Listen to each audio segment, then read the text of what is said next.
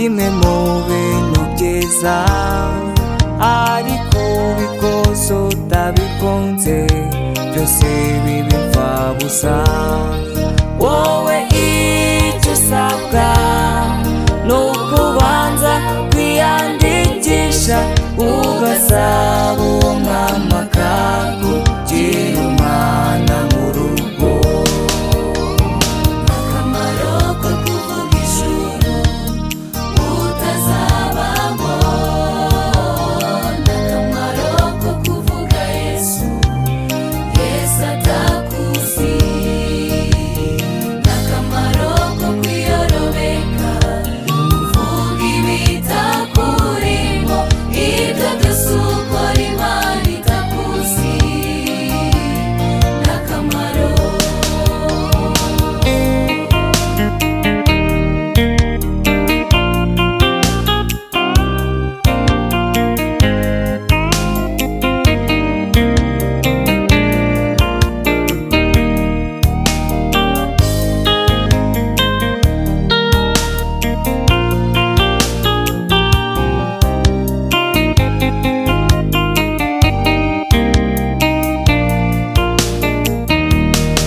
Bakozi b'Imana dukora imirimo myiza, ariko iyo mirimo si zaduhesha ubugingo.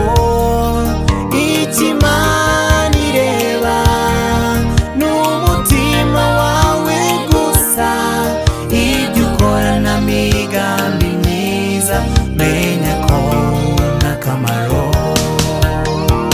Akamaro ko kuvuga ijuru utazabamo, n'akamaro ko kuvuga Yesu, Yesu atakuzi, n'akamaro ko kwiyorobeka uvuga ibitakurimo, ibyo byose ukora Imana itakuzi, n'akamaro.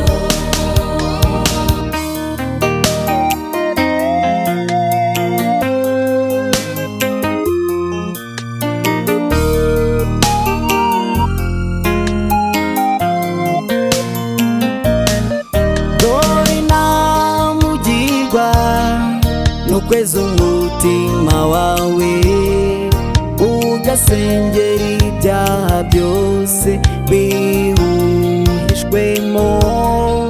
Dore arakicaye